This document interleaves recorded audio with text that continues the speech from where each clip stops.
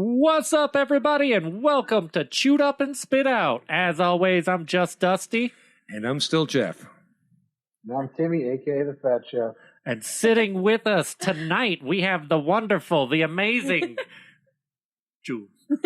Jules. I almost expected you to say my legal name. And then I was like, do you even know my legal name?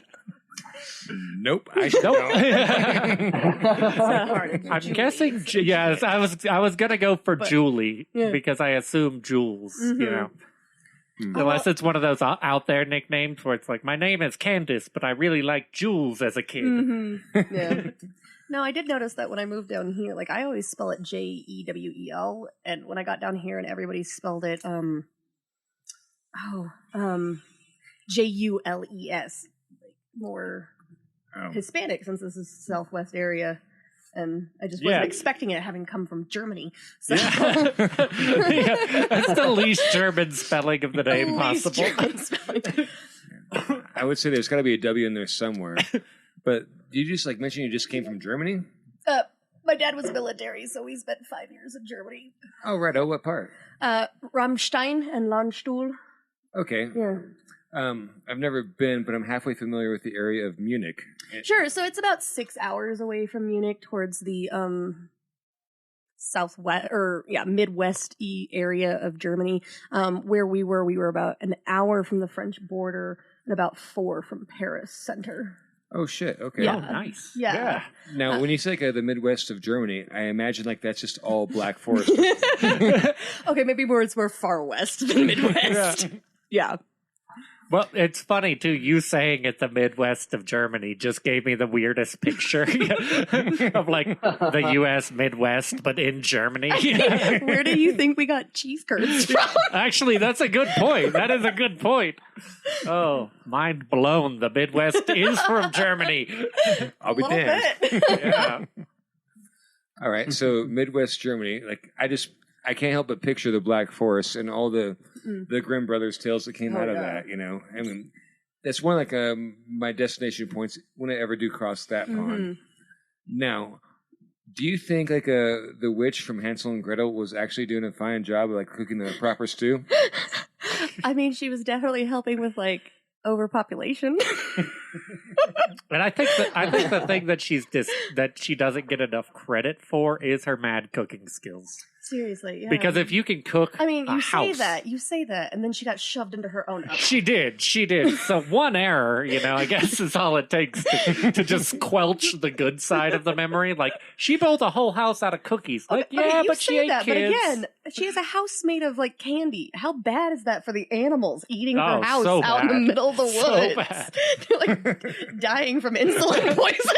I just imagine that too. There'd be a radius of just dead squirrels and deer all around the house. Oh, those poor animals. Yeah. And the ants. The ants is what would get me. The fucking ants. Now the ants can ants can survive off sugar. Look at what they do when we spill soda on the sidewalk. Oh yeah, they'll be fine. They'll be thriving. Yeah, but me living in that house will be going insane with all the fucking ants. Yeah, that's true. I'll give you that. Yeah. Every ant in a 20-mile radius came. You can put out ant killer because it'll kill you. It'll seep into the house. Yeah. Oh, jeez. Yeah, that's a bad side effect right there. Also, I've always wondered too, is the bathroom edible also? Because I would hope not. That's the one room of the house that's just a regular room. It's porcelain and tile. No one wants a gingerbread toilet. Yeah, it says you, buddy. Talk about sticky. Yeah. No. Timmy's all about it, apparently. Yeah, absolutely. I mean, I'd want a Candy King urinal, you know what I mean? Candy King. Yeah. I mean, at least it smells good. Yeah, it smells nice. Yeah, absolutely. The peanut brittle toilet paper is real annoying, but talk about coarse. Coarse, yeah. God damn. All right, so I take it that you come from a baking background, yeah? Yeah, technically. I don't know. I've always been really into cooking and cooking at home, specifically baking. But it's only recently that I've been doing it for money. Oh, all right. Yeah. All right. Now, so that means you do have something in common with the witch in Hansel and Gretel, because obviously, like, being a candy maker and like she had like a gingerbread like house and all that stuff. Yeah. So do you identify a little bit with that witch? Not really, if only because I'm not a cannibal. Yeah, that is one of those things. That's another one of those things. You build 100 gingerbread houses, but you eat like 20 kids, and all of a sudden, you'll only be remembered as a cannibal who fell into their own oven.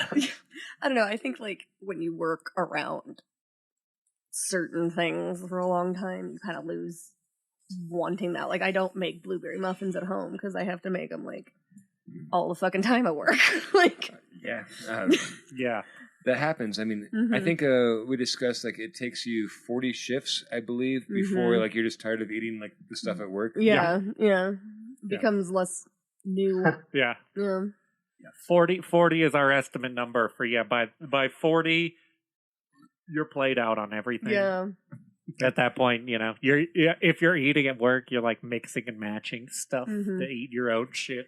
I mean, I think my work has slightly better for that because like we make a lot of sandwiches to go at my work. So as workers there, we have the endless combination possibilities. Oh, we're allowed to make, a sandwich while we're on shift or whatever, which is super nice. Yeah. But yeah, I totally burn out pretty quickly on whatever you are serving at your job. Yeah. It's a tragic thing, but it is very true. Yeah. I mean, I recently got a job at a place where I love their food, and I still love their food, but I struggle to like make myself a shift meal. You're not getting as pumped to go down and crush that like 3-piece meal anymore. Yeah. On a day off. It's true. So when you go home smelling like it, that's what gets me. Like I used to work at a Cinnabon in high school, and you go home smelling like the icing is still in your hair, and you're just not okay. Yeah. I know, like both Tim and I could agree, like the smell of the fryer permeates you. Oh yeah, it lives in you. Totally. Yeah. Yeah. At least I go home smelling like chocolate. Fuck fryers completely. I'd much rather prefer to smell like chocolate. Oh yeah, totally. Chocolate, cinnamon icing. Super easy smells. So I think my least favorite was Noodles and Company. I worked at a Noodles and Company, and that place, you'd go home and you'd smell like generic brand peanut sauce and curry at the end of the night. Yeah, that would be rough. Yeah. Up in the Pacific Northwest, like we cooked a lot of salmon, and like the big thing was smoking salmon. And so I get off work, I get into a bar, and like I just pass like 3 off-duty cooks that like smell exactly like smoked salmon. Yeah. The barbecue was the best. Barbecue was the best because it seeps deep into you. It gets into your core, into your bones, the smell. But it's everyone's universally loved smell. Like I have not met one person who you walk into a room and they're like, barbecue. Oh, it's always like, oh, smoked foods cooking outside. You smell like a day off. You smell like freedom. I think for me, that's like the smell of coffee. I've worked at a lot of coffee places too. And that's like the one smell I don't get sick of smelling because it's pretty neutral. Yeah. It's both like a rich and like a kind of like edamame in a sense. Yeah. I mean, it's slightly calming because everybody knows what coffee smells like. So you're not that weirdo who's in the grocery store who just got off shift and you're smelling like smoked fish and they don't know why. Yeah. Well, see, I think with the barbecue too, the key is not it can't be you can't be fish. It has to be actual barbecue because smoked fish. That does have a very specific smell to it, a little tang to it. Yeah. Yeah, for sure. Down in Texas, when I get off work and I go to the bar, like, the people down there didn't know me so well. And so like, I'd walk in and like the bartender's like, have you like been by a campfire like for the last 2 days? Yeah. No, just a smoker since like 4 a.m. this morning. I love the banks. The banks was my favorite because you walk into a bank smelling like barbecue, and especially if you're like cashing a check at like 1, everyone's just, they flock to you. You'll get the greeter guy who comes up and he starts figuring out ways he can get you around the line. No, I got a homie with the desk back there. He wants to smell this barbecue too. So, Old Tejas. Tejas. Yeah.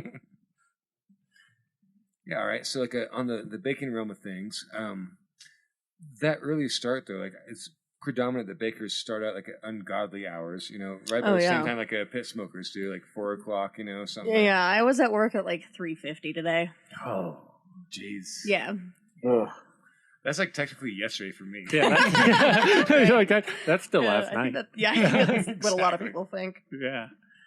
Yeah, damn, that is an early start. Mm-hmm. But yeah, I mean, it all takes time, though, right? Because there's a lot of with baking, and there's not a lot of stuff you can rush.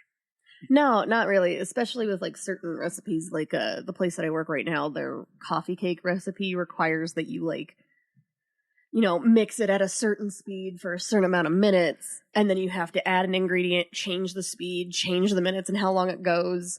On top of that, you're balancing how long things need to be baked in the oven as well. So you're having to think of, I have this, this, and this to mix today, but these two things have to be baked after I mix them. So you got to balance what goes into your oven for how long. And yeah.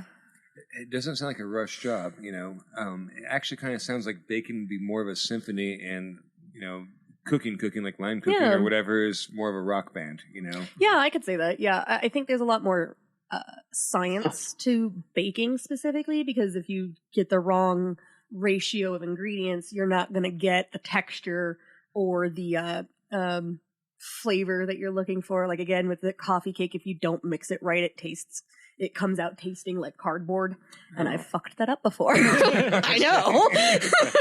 That's the secret to figuring things out. Just fuck up. Oh, well, like the first time I mixed one of our cookies, it's like so the way we mix our cookies is we're doing cookies in batches of about 400 cookies per mix. I can sit in these mixers. They're giant. Jeez. I almost have to like lean my hips on the edge and lean all the way in, like that meme of the girl in the dryer that can't get out. But am I the only one that's always afraid of like somehow getting an arm stuck in one of those things? Oh my god, yes. Like, I don't know why. You are not the only one. That happening. Those things are terrifying. Yeah, you are not the only one, Timmy. Yeah, like that's like constantly goes through my head when I work with a big mixer. Mm-hmm. For me, it's the sheeter, and like, I mean, I have to have my hair up anyway because it's food service, sure. Which obviously it's the healthy thing to do. But like, I've seen videos of people who like get their hair caught in what's it called, a sheeter, which is the dough sheeters. Oh, dude, it's terrifying. It will rip it like completely out of your scalp, like just whole chunks, no problem.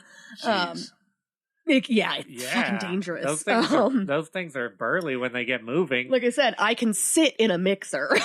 I can sit, and you wouldn't be able to see me in a mixer. Yeah. I actually think I might have you beat on that one, Jules. I did a 5-year stint of making gourmet mustard, and I had 2 mixers that were 500 gallons each. Okay, yeah, that was definitely bigger than what I had. That's insane, yeah. Yeah, so like to clean that motherfucker, all right, I'd actually have to crawl down inside, and like I could stand like the bottom, of course, is concave. Yeah. But because it has a drain at the bottom and all that jazz. Oh, okay. Fancy. Yeah, mine don't have drains. Yeah, that's a good thing, though. I'm working with a wet product here. Yeah. There's no flour in the building. No, okay, fair enough. But at that base, like at the concave, I could almost stand up completely. Like I was just a little bit hunched over. I'm kind of a tall dude, but I think the ceiling on that was like 6 feet. Oh man! And it was pretty much like I could stretch my arms out either which way and touch both walls, But that's the dimensions of it right there. Yeah, that's big. The coolest fucking thing though was like I could close my doors and crank my music as loud as I wanted to, and when you stand right there in that mixer, like hunched over a little bit, you could scream along with Maynard from Tool. And like the acoustics of it really just fucking echoes like in the mixing tank. It's got amazing acoustics. Yeah. I'm normally the first one that shows up at my shifts for baking, and I have like 3 minutes to myself, and I just have music going as loud as possible. And it like echoes because nobody else is in the building at the time. Yes. Music at the workplace. I think that's, fundamental for people who like music. Oh, yeah. I think it's fundamental for like, especially like restaurants, because you're trying to build that ambiance of like mine, it always goes for like small town, really laid back bakery where you can get a cup of coffee and something to eat before breakfast or before work. While like Ken and Sue's are going to do like super soft, like classical music because that's the ambiance they're Elevator going for. music. Yeah, exactly. So I think that plays a lot more of a subconscious role than we realize in a lot of like restaurants and food industry. Yeah, I would like to do a side-by-side comparison. And any of you chefs out there who want to let us do some testing on people in your restaurant without them knowing beforehand, reach out to us. I've had my boss play Biggie Smalls in the middle of our freaking thing before. Like she'll come in, I have a song in my head, and all of a sudden we're listening to Notorious B.I.G. and it's like, okay.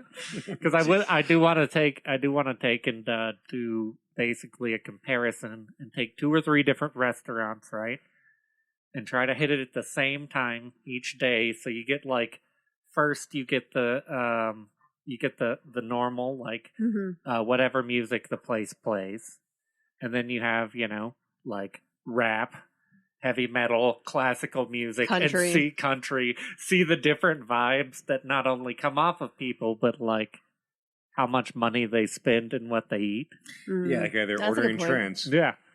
You'd have to also look at like the area in which you're located. Like, oh yeah, a small town like this, no one's gonna blink an eye if you're listening to bluegrass or country music. But the moment you put like hardcore rap on, oh yeah, check please. Yeah, exactly. Yeah. Yeah, I guess so. There's that's going to go into it also. Okay, so like there's I saw there was a new restaurant that opened in Durango.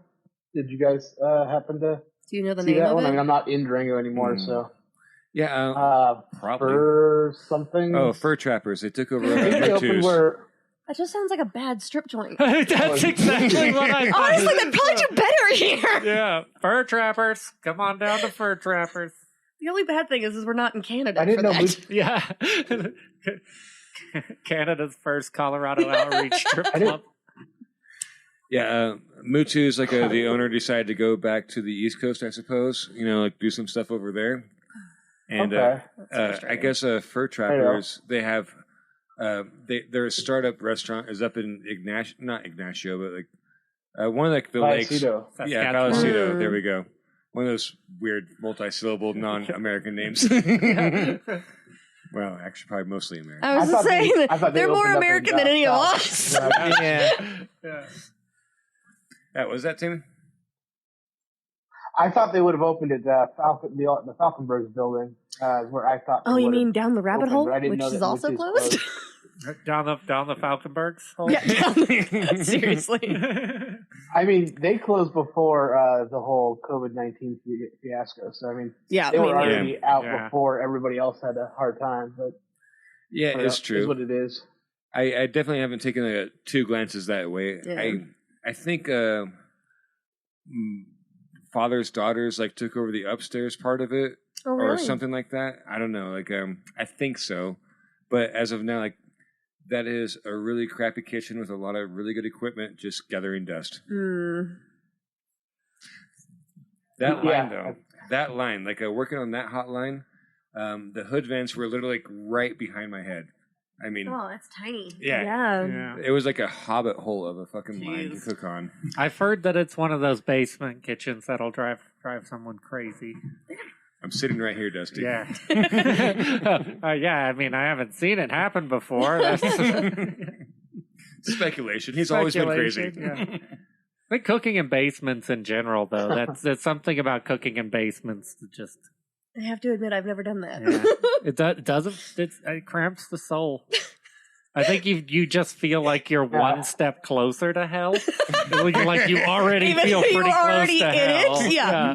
You already feel pretty close to hell, and then you get below ground, and you're like, I'm pretty much here. Yeah. Sub-level 1. I like working in the basement, man.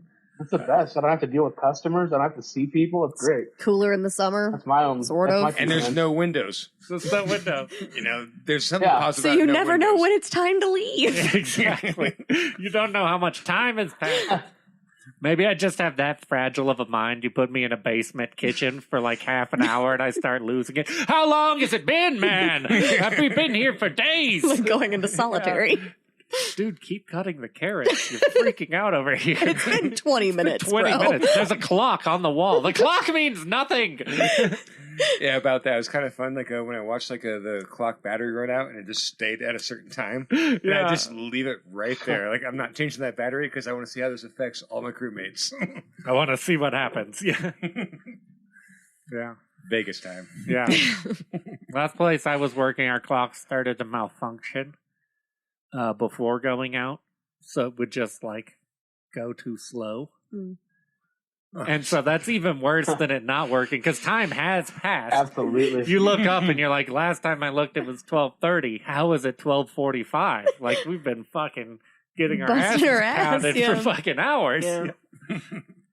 Or one of my least favorite ones is when the clock hand starts just ticking but not moving. Mm-hmm. And it just stays there, just twitches, like it really wants to go somewhere, but it's stuck. That sucks when you're looking at the clock trying to get off work. Yeah. That's always the point if I wonder if the fabric of everything is breaking down. I instantly go for that before the clock malfunctioning, oh, that's it. Yep. Either I just died and I'm having an out-of-body experience now. Or the time-space continuum is broken. It's broken. And that means I never get to leave. Maybe I just have one eye twitching right now. That could be it. Is one eye twitching, guys? Oh, so this is hell. So this is hell. It's above the basement. Who knew? Yeah. Yeah. Yeah, fucking baking. I mean, do you prefer to go after the sweets or the savories when you're getting down? Oh, personally, I'm a very sweets kind of person. I have a ridiculous sweet tooth. It's probably pretty bad. Yeah. But like I said, once you work at a place long enough, you kind of get sick of those particular things. So there's always something there that I'll eat. But generally nowadays, I bring my own breakfast or meal. Yeah. Yeah, I've heard that. I'm not opposed to a Egg McMuffin before I clock in for a morning shift. Yeah, exactly. But my boss is super chill, so she'll because we're a bakery, so we always have eggs and bacon and stuff like that, and she's totally willing to take 5 minutes, go cook some eggs at the back and eat. Super chill. Fuck yeah. Yeah. Nice. I walked into a full sheet pan full of this Mexican rice thing with a bunch of fucking vegetables, mirepoix, peas and all that stuff. Mm-hmm. The rice was definitely a red rice, obviously not dirty because it doesn't not have the fucking innards in it, but definitely a red rice, and they baked off maybe a dozen eggs, this big old sheet pan as well, and just put the eggs right over the top of this, hit it with the cheese, all right, it's breakfast, And that's what I love about working with my amigos. Yeah. Sunday mornings are special. Yeah. Team meal was always one of my favorite things. Any restaurants where you do that have that, big group shift meal. That's always the best. I've never worked at a place that did team meal, but everywhere, or at least the place that I work now, generally we're allowed, if you're working a shift that day, you can eat something. Also, if you worked a shift that day, you're allowed a free loaf of bread to take home. But like I said, we're allowed to make sandwiches or eggs or unlimited coffee, which is fantastic. But yeah, I know Timmy has a story about drinking coffee with me. Oh yeah. Too much coffee for somebody that doesn't drink it. I drank a gallon of coffee within 3 or 4 hours. An actual gallon? Yeah, it was. Dear God. Yeah. Even I don't do that. It put him in a very special place. But, Jesus. Yeah, I think the most, at one point I ordered something from, I don't know, some coffee shop, and I didn't realize that their Frappuccinos came with coffee. So I asked for 2 extra shots, and they literally wrote on my cup, all the coffee. Nice. Yeah. Yeah, I kind of roped Timmy in this this gallon coffee drinking thing though. I mean, that's totally on mine. It was kind of a challenge, but not really. Once I have a challenge, I'll pretty much finish it. Did you need the coffee to like get through your day, or was it here, chug this gallon of coffee? I want to see if you can do it. Kind of both. I'll let you kind of explain the reasoning behind me trying to drink all the coffee. All right. So, once again, I very unsuccessfully hit on a girl who was our coffee purveyor. You know, like once a week she'd. So you're saying that a lot of stories start with the I unsuccessfully hit on a girl. Unsuccessfully. Yeah, you know, at least in that once category. Again makes you. Yeah, in that category, but either which way, like I was trying to like get us more coffee in, and eventually I struck out with the lady. You know, I asked her like out for like go like catch a drink or dinner sometime, and she's just getting through like a breakup or whatever. But she's a really nice, sweet like a coffee purveyor, and so that's exactly why I was determined to talk to her again at least like twice a week. Once a week is not enough. Twice a week I got to share like refill of coffee. And so Timmy took one for the team on that one. He was like, "All right, I'll help you out." And God bless your soul. You fucking drank a gallon of coffee in like 4 hours. Oh, you got all the opportunity to talk to her. Yeah, I was not feeling so great towards the end of that shift. No. It was kind of cool up to about the middle part. But he was like shaking so hard.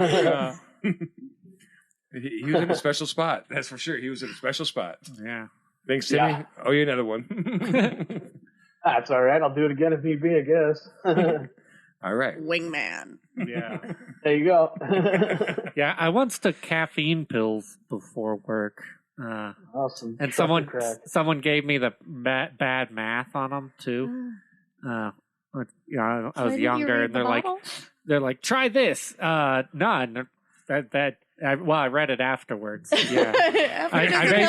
He gave me the math, and I was like, cluck, cluck, and then I read it, and I'm like, dude, you got it backwards. The math for someone who has a ridiculous tolerance. Yeah. Well, I think he was like, 1 equals, he said like 4 equal 1 cup of coffee. So I'm like 8. And he's like, fuck, 1 equals 4 cups of coffee. Oh my God. I went to work, and I was so fucking caffeinated.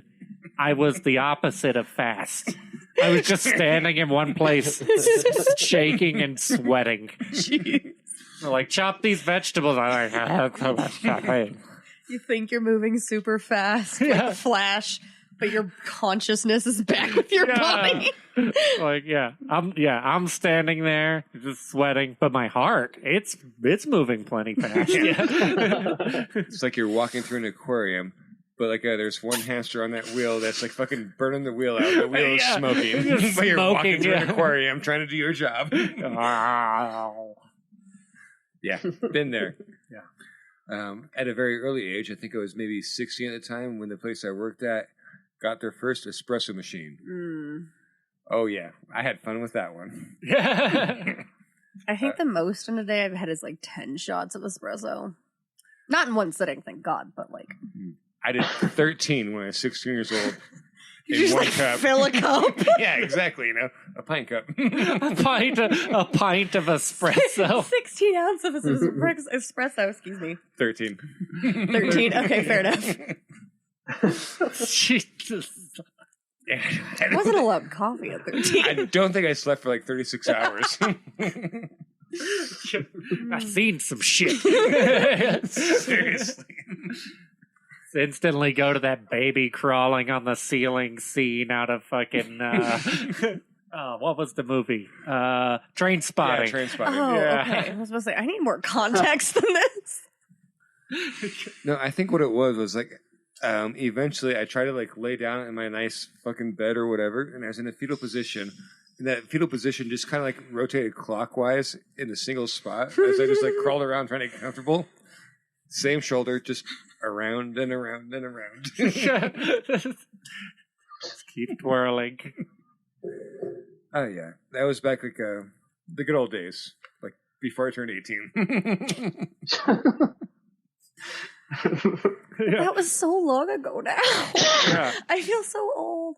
I have some coworkers that are either seniors in high school, some of them are 16, and one of them, God bless her, one time she was talking about how Stranger Things is her favorite show, but didn't understand why the Russians were the villain. Why are the Russians so bad? Haven't you seen that? I don't know why they always pick the Russians to be a villain. Like, pick a new character. It's like, honey, it's the 80s. It's fucking 80s. To be the 80s. Yeah. I had to tell her what the Cold War was. Oh, no. Oh, jeez. Oh. Sometimes I feel really old. Oh, man. I haven't. I guess I got lucky not having to work with people that young, but just thinking about that's wild. Yeah, to have to tell someone what the Cold War was. I was talking to my cousins the other day, and they're like, so you know how we used to sign phone like this? She's a kindergarten teacher. Yeah, they do this. They just really? Yeah, because of cell phones. Yeah, so like the hand language is different between like an actual like rotary phone versus people don't like understand a cell why phone. we hang up the phone. Holy shit! geez, I never thought about I that. know. Oh God, that means too that no one in this generation has been properly fucking hung up on. Because you can't do it with a button press. You got a fucking proper hang up as a full on click. Yeah. Done. No one knows what a dial tone is. Oh wow, yeah. Holy shit. Huh. Man, And now you're Superman starting to has make me more to feel old. change. Yeah, that's the one downside of my job is I work with teens, and I'm like, I'm so old and I'm not even 30. Jeez. Well, I mean, so much technology jumped in our time period. Like, it's ridiculous. It's wild. Exponentially. Yeah. Very exponentially. Yeah. Sorry, that's off topic. Yeah. No, that's...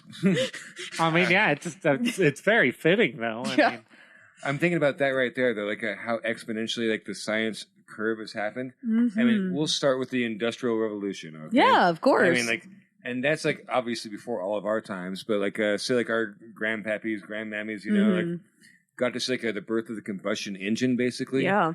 And since then the assembly line. Oh yeah, like that changed McDonald's forever. Yeah. It changed the universe. I mean, it changed the entire world. I mean, it's how everything is made now. So much shit. Yeah. Now I think about this, and I think, okay, like this particular curve in science, I think about the scientific method. You know, first like identify the problem, form a hypothesis or whatever. You know, gather data, experiment, and form a conclusion. Mm-hmm. Now, like the way that the whole like science evolution that's happened in the last 60 years, I do think that people are going more for like the easiest, quickest way to get to point A. You know? Yeah. Oh yeah. Well, I mean, that's also just basic math. I mean, the shortest distance between point A and point B is a straight line. So as fast as you can. But when it comes to like to developing like, you know, A, like pharmaceutical science, or B, like fucking space science and all that shit, you know, granted, like from point A to point B, or from point 0 to point A, you know, if you take the quickest, easiest, fucking least expensive route, that creates a serious curve in like the whole like evolution of science, you know, for the last 20 years. Yeah, or since the Industrial Revolution, like last 80 years. Yeah, less than 100 years, really. Mm-hmm. I'm okay with it if it gets me a jetpack. I mean, yeah, because if you put it that way, it's like it took us less than 100 years to go from steamboats, buggies, horses to we've been to the moon and have hit Mars and have more technology in our pockets than they used to get there in the beginning. Like, yeah, well, as of now, like Mars is the only planet that we know of that's completely populated by robots. Allegedly. But I mean, we also we live in an era where there's an AI, like an actual AI that's viewed as a citizen of a country. Like, oh shit, there is. Yeah, in the Middle East, there is an AI I can't even that allegedly has that citizenship. Do they pay their taxes? I don't know. I just know it exists. I'm not going to lie. I didn't look at it too much because it creeped me out. Cylons. Huh.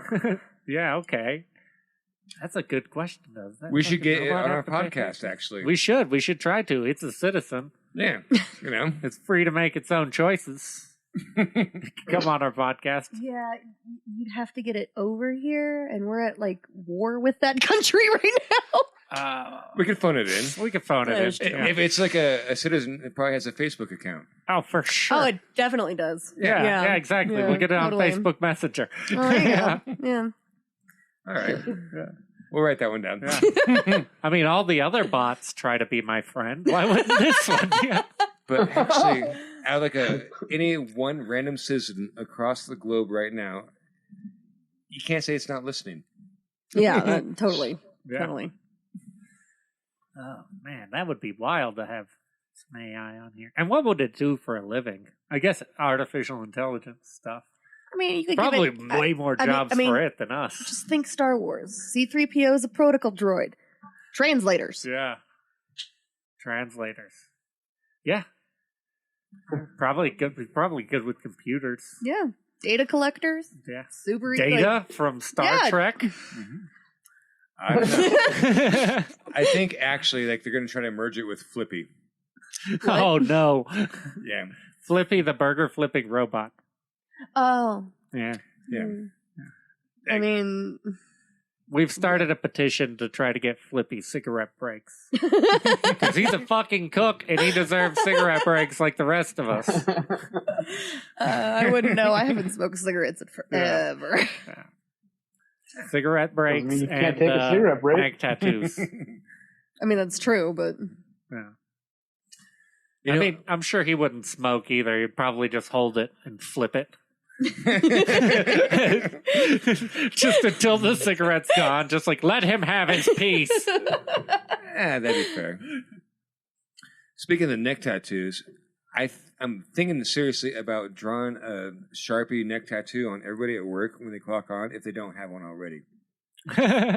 Is this a continued conversation that I don't know about? No, it's actually something that I was just thinking about like the last 30 seconds. I mean, if we're talking about the proportion of kitchen workers who are tattooed, that's a pretty interesting subject. I feel like 2/3 of us are. Yeah. There's some of us like Timmy who are tattooed for at least 16 of us. How many do you have, Timmy? I have no idea. Oh, that many, not okay. enough. I'm not done. Yeah, you're still working on your one. Yeah, He's still got some area above the beard that you can see. Yeah. A little bit of canvas. I mean, I hate going to a restaurant and the food comes and it's like, man, you can tell that the chef didn't have nearly enough tattoos. That's why the food's bad. Yeah. I'm kidding on that one. Not enough passion. Yeah. Well, I don't know. Like back in the day, like if you had like a teardrops and like a fucking arm sleeve, like you were a biker. Yeah. But now, like that just means like what? Like you know how like fucking cook pork belly. Yeah. Yeah. Fair enough. Yeah. Yeah, I feel like the teardrops went out when everyone could just walk into places and get them. Yeah. I remember when I lived in Waikiki, one of the tattoo dudes I knew told me that was one of his most popular tattoos. That's sad, man. Because it's so cheap. And everyone trying to look like a gangster just comes and like, give me that teardrop tattoo. Yeah, but how many people are actually ready for the paint on their face? Not very many of them, from what he said. But he basically thinks of it like a spanking. You know, like you come in here and you want to turn into this hard guy. You give me your $50 and I'm going to hold you down. God damn it. And I'm going to give you this teardrop tattoo. You paid me to tattoo and I'm fucking tattooing. Yeah. And when you come back in here with your auntie in a week and tell me that was a fake ID and you got to get it removed, I'll take your money and I'm going to hold you down. I'm going to remove that fucking teardrop tattoo. Because either way, I make money. I make money and hopefully you learn a lesson. If not, I'll see you for another teardrop tattoo. Yeah, seriously. I mean, I get it. Like, I know like the history behind the teardrop tattoo and like what it signifies and all that. Mm-hmm. But like, why have like a sad depression tattoo about like fucking killing somebody? You know, like give me like angry eyebrows, like one more lashing out. One more angry, just an angry eyebrow all the time. Exactly. You know. Yeah. Get the Frito Kahlo eyebrows. Connect those bad boys. The thing is, and this is probably going to get me killed someday. I'm just going to say it right now, though, because I have to. is when I see the dudes who are really loaded down. And most of the time, the dudes who are really loaded down with a bunch of teardrop tattoos, those are the motherfuckers that are like, he's killed a lot of people. He looks insane. But I always look at him and I'm like, it looks like he's crying. He looks so sad. Yeah. Disregard the rest of him because he looks real fucking murdery. I mean, you're not supposed to judge a book by its cover, Dusty. You're doing the right thing. Yeah. I don't know. I've read enough books to where I think I'm a pretty good judge of covers. That cover looks crazy as fuck. It might cut me. But it looks so sad. Why is there like a fucking pure golden emblem on the front of it? Yeah. Oh. Yeah. Good times there for sure. Fucking all right, you're on the sweet side of things with the bakings. I had another question actually. So a lot of times, like when we're working on a hotline or whatever, it's like the ambient, like an oil in the air that really gets to us. But I was thinking about like in your circumstance, you're using like really huge mixing pots and all that. Does like the flour dust in the air like? Oh yeah, it fucks with me so bad. But I'm a special case because I'm allergic to everything, and I mean everything. Like I've had my allergies tested. I am quite literally allergic to everything in Colorado. And then you add the flour on top of it, and it's just. I'm itchy all the time, but it's worth it. But I think that doesn't affect as many people as it does just me, because I happen to be a person who's easily allergic to things. But like my boss has been doing this for, 30 years, totally fine, hasn't ever had real issue with it. I think the biggest thing that bothers us is the heat, because come summer, we have 2 large ovens, at least 300 to 400, maybe even 500 degrees, depending on what we're baking. On top of, we're a desert climate, so we're baking in the sun. Yes, ma'am. We in my work, we take turns like going in through the walk-in and just standing in the walk-in for like 5 minutes. You've got to. You've got to during Sometimes the summer, I even just stand in the freezer. We have a walk-in freezer, and I just stand in there. It's fantastic. Yeah, for sure. Like I'll go organize the walk-in freezer, no problem. Yeah, anytime. Yeah. And of course, on the opposite side of that is come winter, those are things that are bitter cold. Like whenever I mix blueberry muffins, we happen to use frozen blueberries, so it like freezes the dough the minute it touches because of the sugar in it. And so your hands are like blue, partially from blueberries, partially from cold. Like, it hurts. Yeah, I know this town gets cold enough to where, like, sometimes, like, I get to work in the AMs, and, like, I go into, like, the walk-in, like, thinking it was broken. Like, I go in, like, to the walk-in freezer. Yeah. It feels like, warm. Yeah, it just feels like it's broken. Like, fuck. Now, okay, here's how my day starts. Let me fix this fucking condenser thing. Yeah. It's like, oh, no, actually, it's, like, a proper 32 degrees in the walk-in One of our cooler. fridges occasionally just defrosts itself. So we come in and there's like a puddle of just water because it's defrosted itself overnight. Nothing too bad. It's just kind of, that's what you did last night. Okay. Yeah. It sounds like that cooler is probably of the feline species. Probably. Yeah. The coolers that do that though, that always fucking gets me.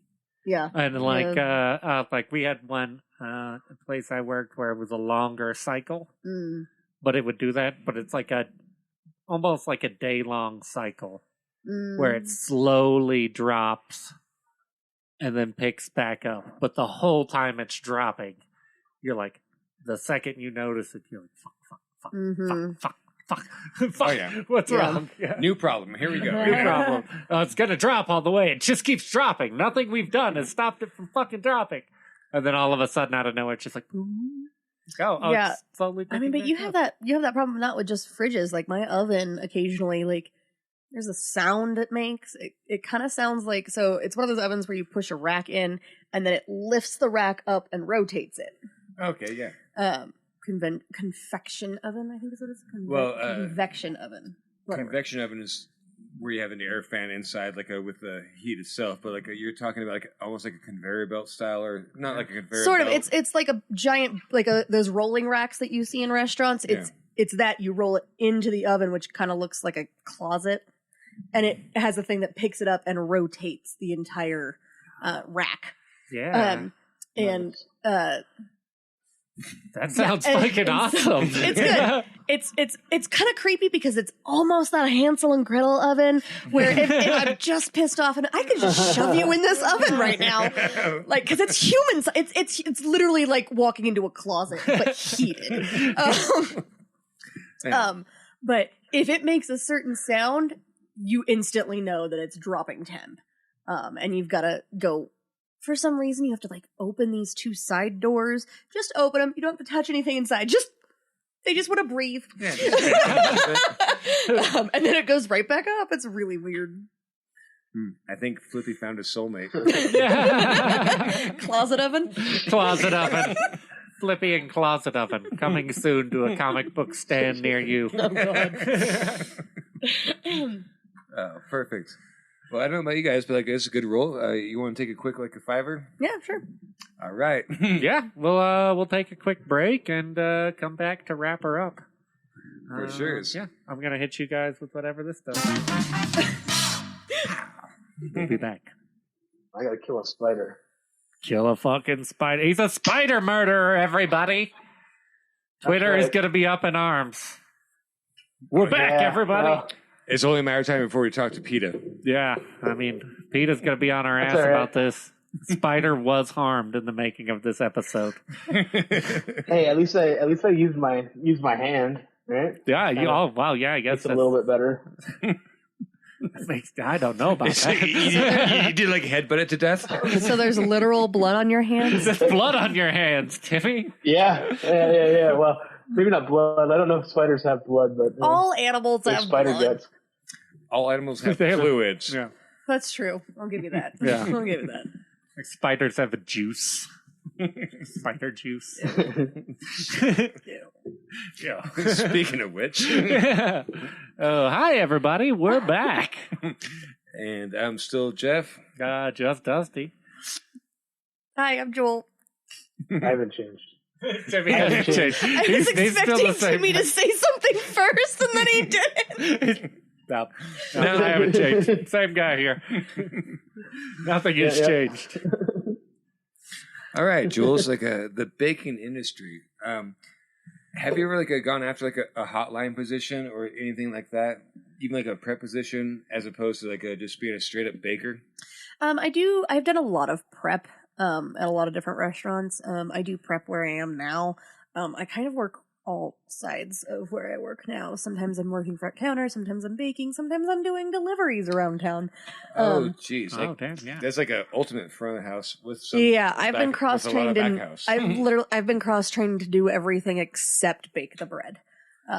Just because a lot of the time you have at least where I work, we have a bread crew and a pastry crew. And we try not to overlap them so we can kind of keep...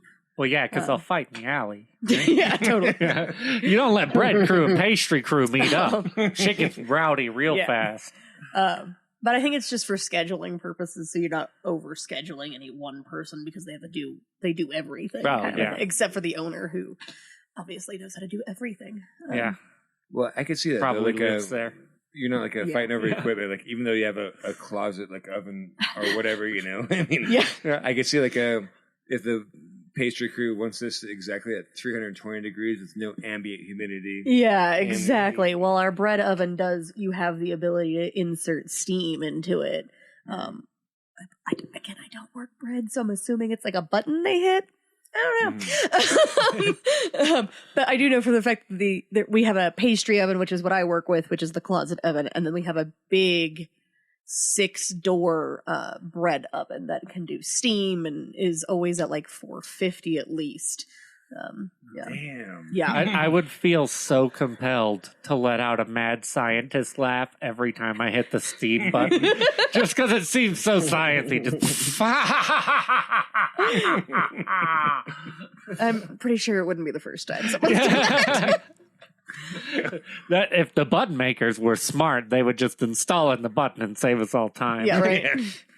The vocal audio to yeah, that. but you'd Hit your temperature, scare your the customers steam, with that. Pick the type of mad sorry, scientist laugh You're you good. want.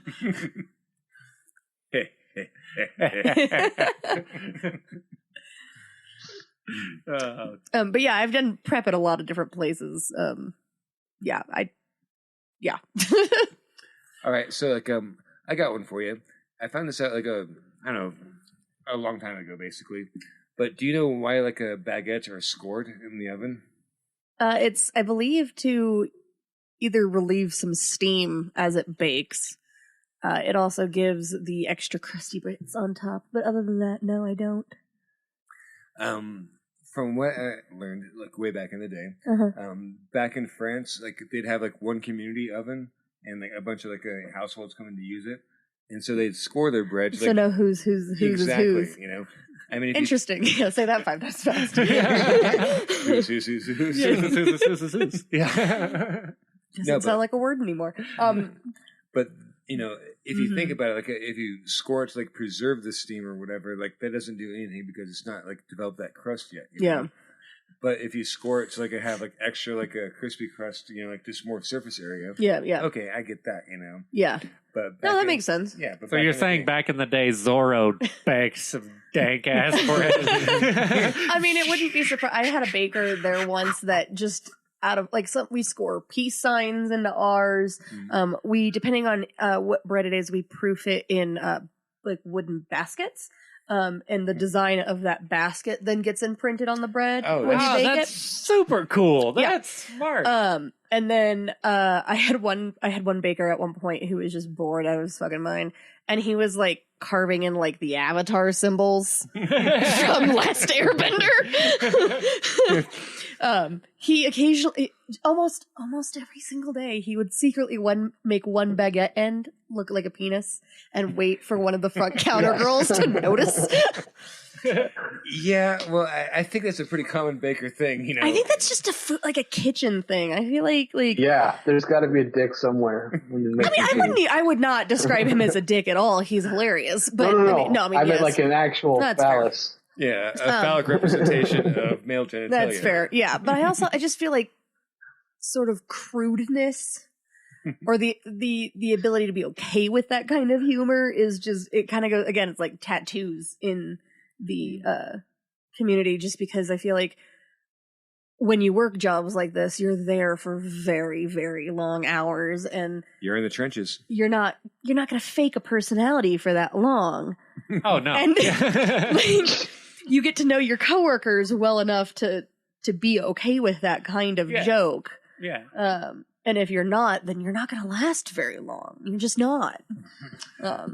Yep. Yeah. You know, you got to run the pack. Well, and I think it also partially comes from the idea of like, you know, cooking used to be a very male-dominated field, at least professionally, if you're talking about restaurants and owning restaurants and food distribution and stuff. And I feel like it's females who can be okay with that humor that make it the farthest, because it's not necessarily about being misogynistic or a dick anymore. It's, can you deal with the humor? Can you deal with the stress? Can you find the humor in the stress of this job?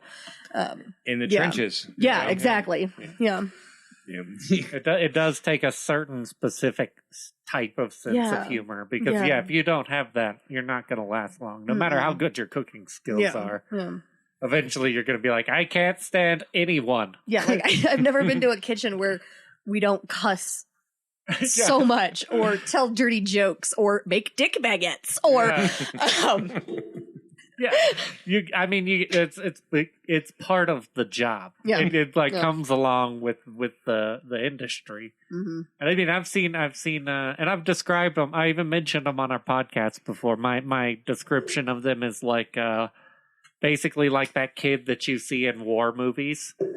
Like, you'll have, you know, like Bruce Willis or some other badass like that over there, like, I'm a veteran soldier and I'll get us all out. And then you see that other kid walk up who's like, I just want to go home to my farm in Kentucky. You're like, that motherfucker's going to die right away. That other guy that just put the card in his hat, nah, he's going to get through this. Yeah. His character's going to develop. That dude's about to eat a bullet, though. Well, with the Red exception red shirt. Yeah. Charlie Sheen in Platoon, he started off of being that kid, like lugging around like a fucking novels in his backpack and all that shit. But eventually, I think he put the card in his fucking headband. No. What he was a card in the headband character development I think a better guy. description of that would just be Captain America. Captain America. Although he had to go to like surgery to be able to do that. Yeah, he did juice. Let's not forget Lots Captain of America juice. juiced. Yeah. Yeah, as we like to call him, Captain Sucker Punch. Captain Sucker Punch. Yeah. Flies in like off frame or whatever in the comic book with a sucker punch. I got the lead bad guy. Like One Punch Man. Yeah.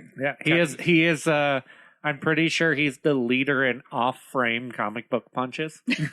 Where like 90% of the times he comes into a comic as like a dude talking and then just his arm just and then him like, hey, I'm here for America. Like, dude, you just sucker punched that guy while he was talking.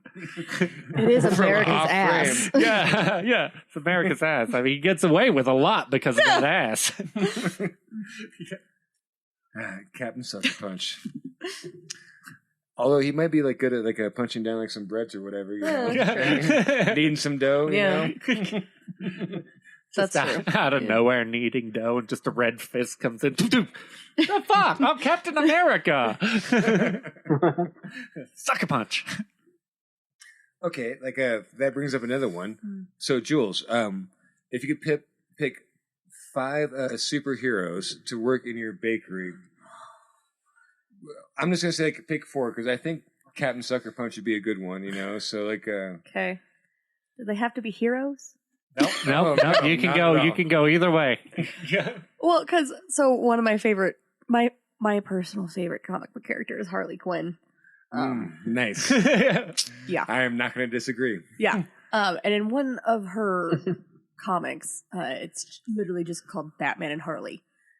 She's left Joker. She can't get a job anywhere, so they find her working as a waitress, but it's a themed restaurant of villains. Like all the waitresses dress as villains, so it's literally Harley playing herself. Oh, nice. Yeah. So I would want a place like that where like each of the waiters are a character, and it kind of goes hand in hand with the idea of like insult restaurants. Humor. Yeah. Okay. So I would do a lot of like Catwoman or Poison Ivy or Harley.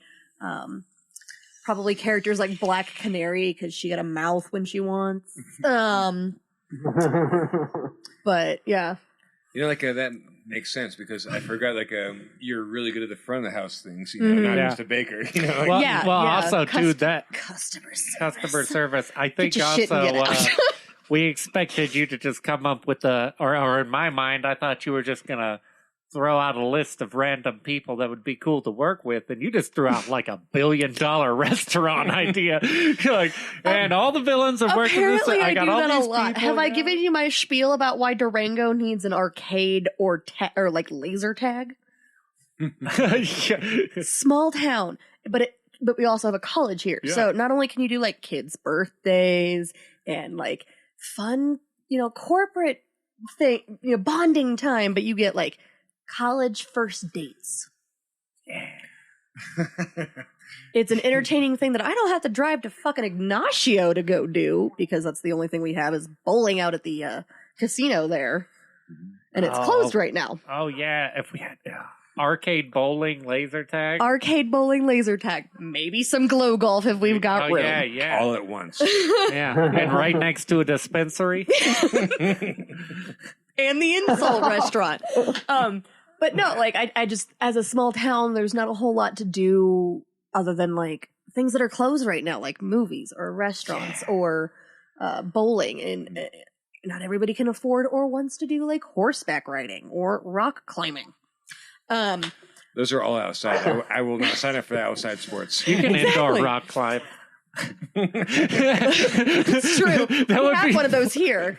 It would be funny if you got super into rock climbing, but you're like, I hate outside, so I never climb actual rocks. But I'm also not a fan of gravity too, so like I'll ixnay like the whole like indoor rock climbing off. We just had our conundrum room closed down here. Oh, it closed? Yeah, so we don't have an escape room company anymore that was going on down here that was doing actually pretty well, but I think because of COVID, they just weren't able to be open at all.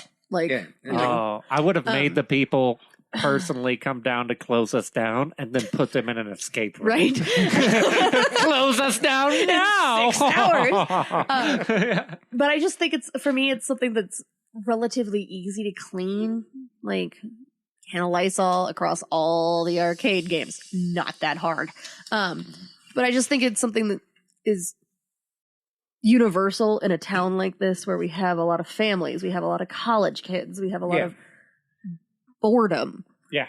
Well, I'm completely behind that. In fact, a while ago, I had this idea of doing a bar-cade in this town. Actually, a bar-cade. I'm pretty sure we have half a business plan for a bar-cade around here somewhere. In all these stacks of paper, we've got half a business plan together. Yeah, for sure. And I think that would fly here. In fact, if any investors want my personal opinion on how to start this up, let's do this. All right? I could do that. I mean, I've seen a story about an arcade in Tennessee that it's free to get into the arcade. But how they make money is they have food trucks come by, they have bar trucks come by. Mm-hmm. You make money off of, certain memorabilia that they sell there, and certain games cost money, but the majority of the games are free. And they make all of their money off of food and drink. That's definitely one direction to go. I mean, I don't think we could do that here by any means. I think we could do like a token system like Dave and Buster's does would be a lot easier. There's that route to go too. Trust me, I looked into this a little bit, Yeah, I just have the idea. I haven't looked into anything about it. I just want one. Yeah. Oh, I hear you. I like the idea of having like a VIP lounge that only 6 non-employees are allowed in at a time. And that one being like a Xbox controller or like a PS4 controller, for an hour, kind of like a pool table you rent for an hour, but Totally. Yeah. We had talked about that, having that set up, and then like a VR area. Yeah. Where we could have some VR games, but have it to be where it's like almost a padded room. You'd have something like that, to where it's like you're not going to you could swing your hand full force into something and you're not going to break anything. All I'm going to say is you should have a ton of Mario Kart stations, because that shit's popular. Oh, yeah. Fuck. Oh, yeah. Ooh, like the Combat Pac-Man. I don't know if you guys saw that. Yeah. Like tabletop Combat Pac-Man. The one of the Dave & Buster's I've been to had it was literally a console, almost like a DDR. But it was the Wii Olympics, I think it was, or it was the one with all the Mario characters in it, though, and you had to act out the Olympics in the middle of the bar. It was kind of funny. Oh, okay, yeah.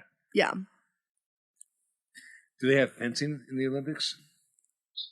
Yes, and France actually. I don't know if you saw this. Come at me, bro. I was gonna say randomly, when I'm drunk enough, I actually try to fence imaginary people. Then this will be perfect for you. France just recognized lightsaber fights as fencing. Oh! So they actually have tournaments of lightsaber fights now in France. Oh, it's fucking great. Come at me, all of you. Have at thee, bros.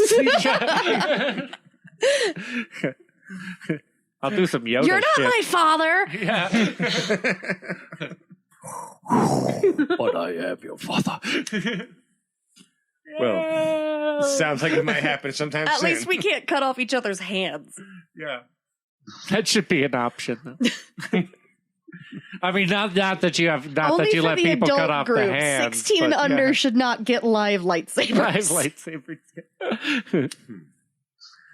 I heard that MIT actually came up with a way to put a light photon energy in the same direction, concentrated, to where it's a very good start on making their own lightsaber.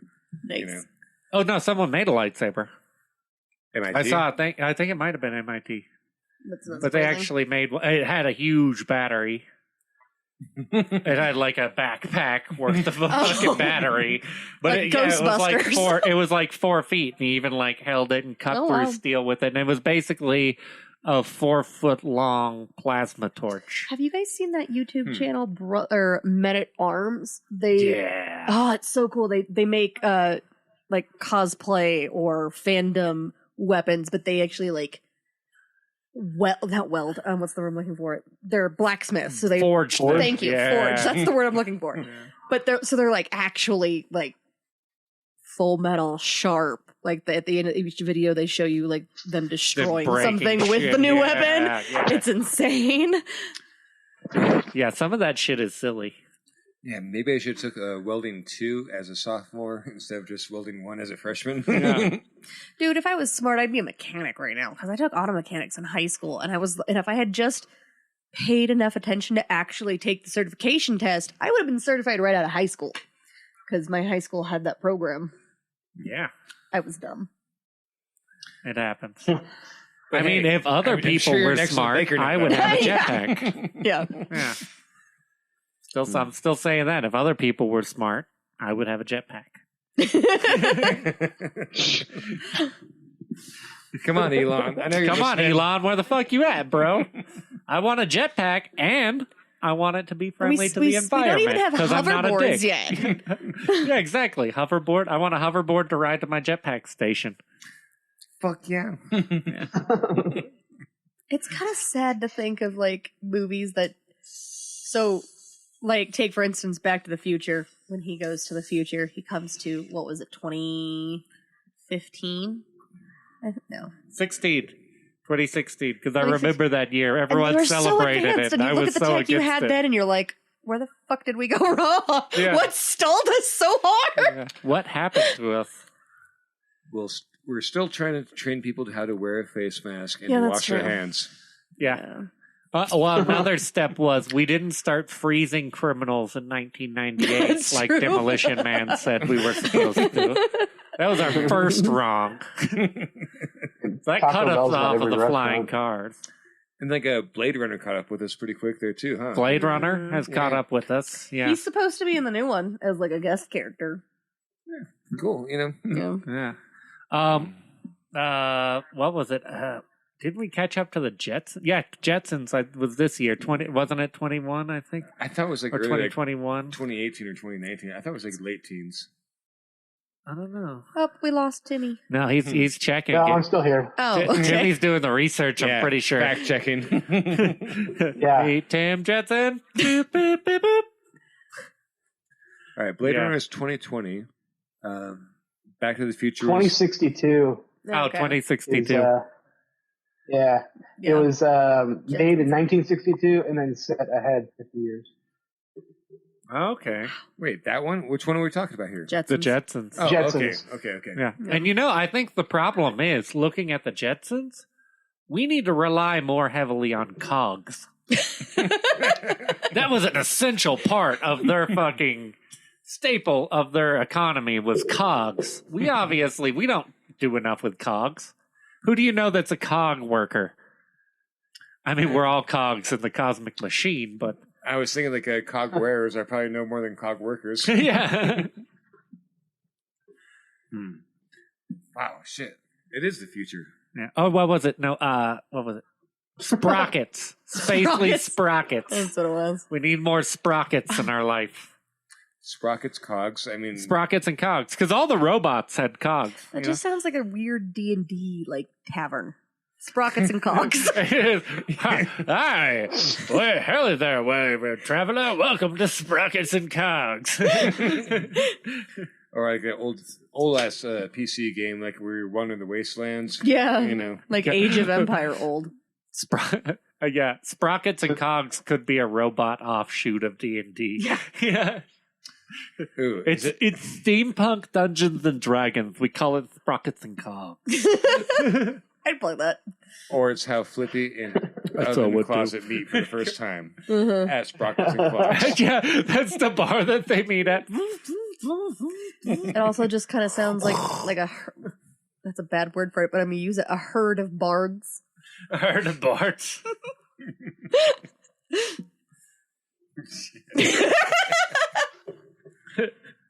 As the Sprockets and Cogs run. Well, good deals. Like, while you're here, Jules, like, you got like any questions for us? Like, we grilled you pretty hard, and you like held up underneath the fire. Yeah, I didn't even feel like I was grilled. It was more baked. Oh, I wish I had my boom. That's there a you good go. one. I don't know. Yeah, I don't really have a whole lot. I am pretty high, so you know. Yes, another one disarmed. Ha-ha! I didn't want to be truthful anyway. Yeah. So a sheep, a drum, and a snake fall off a cliff. Okay. I was going to beat you to that, but you're quick on the punch. Oh, Timmy, you and your dad jokes. That was a bad joke. Yeah, it was a very bad joke, but yeah. All right, everybody. I do think it's been a very fantastic sit-down talk with everybody. It's been a great time. It has been a good fun time. Yeah. Yeah, thanks, Jules, for popping on. Yeah, no problem. Glad to have you. Spoiler alert for the future. Those of you who remember Mirica, Jules here is her wife. We will probably have the two of you on sometime. Yeah, probably next time. Get the both of you here. Yeah, by all means. Yeah. All right, sounds fun to me. She just had a migraine in it. Otherwise, I would have dragged her here anyway. Yeah. Oh. Well, yeah. Good night, everybody. Yep. Happy good night, all. Later. Bye. Aha.